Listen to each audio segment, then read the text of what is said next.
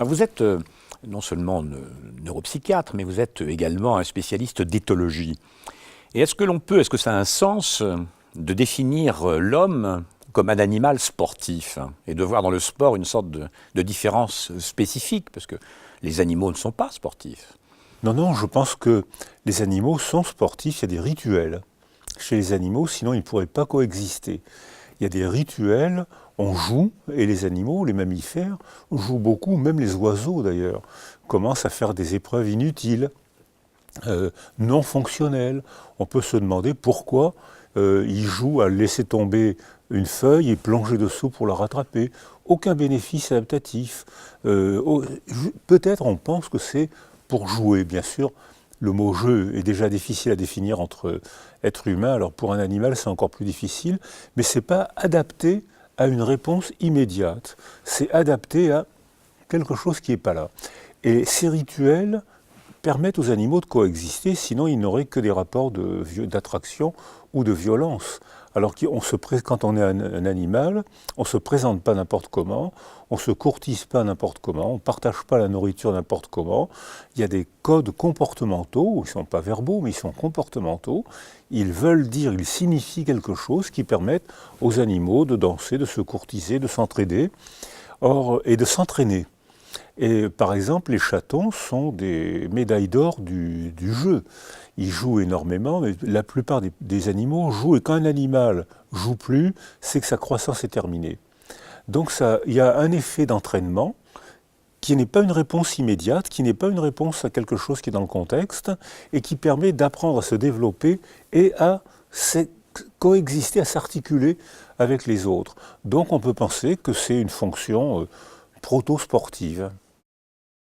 Un enfant qui fait du sport, et même une personne adulte, c'est moins plastique chez les personnes adultes, même si ça reste encore plastique. En revanche, un enfant qui fait du sport sculpte son cerveau. C'est-à-dire que si on voit par exemple que s'il fait de la course à pied, eh bien il va sculpter les zones corticales qui correspondent, qui commandent aux neurones et aux muscles de ses jambes. Si il fait du lancer de poids, on va voir que la partie de l'autre hémisphère qui correspond au bras et à la main va s'hyper développer. Donc on voit comment l'activité physique, contrairement à ce qu'on disait, ou préjugé, on disait s'ils ont de gros muscles, ils ont un petit cerveau, c'est exactement le contraire. Quand on entraîne son corps, on stimule son cerveau. Ensuite, une fois que le cerveau sera sculpté, il faudra en faire quelque chose de relationnel, mais au moins l'outil est préparé. Quand j'ai l'occasion de rencontrer un sportif handicapé, je suis charmé par l'importance qu'il accorde au sport et le bonheur que lui apporte le sport.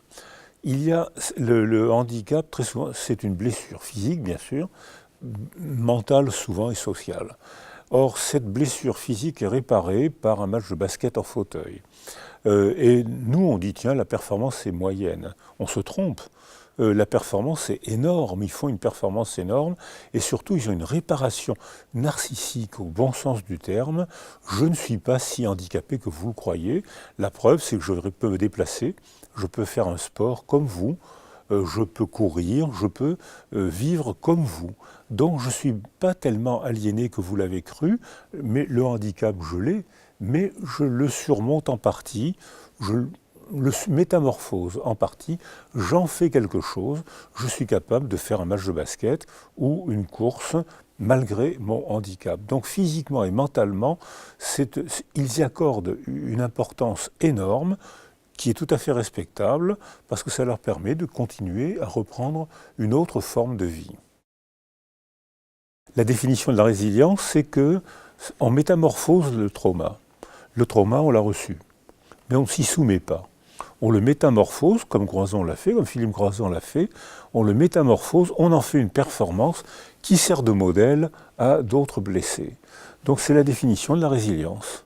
Aujourd'hui, on a un peu tendance, vous le savez, à brandir le sport comme étant une sorte de référent qui permettrait, contre tous les problèmes que rencontrent nos sociétés, dans lesquelles on peut assez facilement admettre que les gens s'entretuent, combattent, ne soient pas d'accord. Et le sport aurait cette fonction presque miraculeuse, à la fois consensuelle, de rassembler les hommes, une sorte de fraternité. Non, cette question, elle se pose.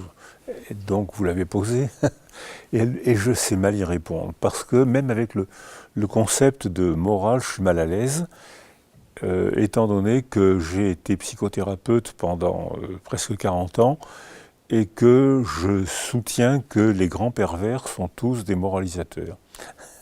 C'était Sade, l'introduction, Justine, c'était un cours de morale. Quand j'étais gamin, j'avais volé les journées de Sodome. Les 120 journées de Sodome. Pardon ? Les 120 journées. Les 120 journées. De Sodome. J'avais volé croyant que c'était...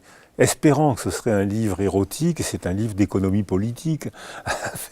D'économie des corps. Je me suis ennuyé. Mazoche a fini comme reçu à Paris, à la Sorbonne, et dans les grandes revues comme professeur de morale.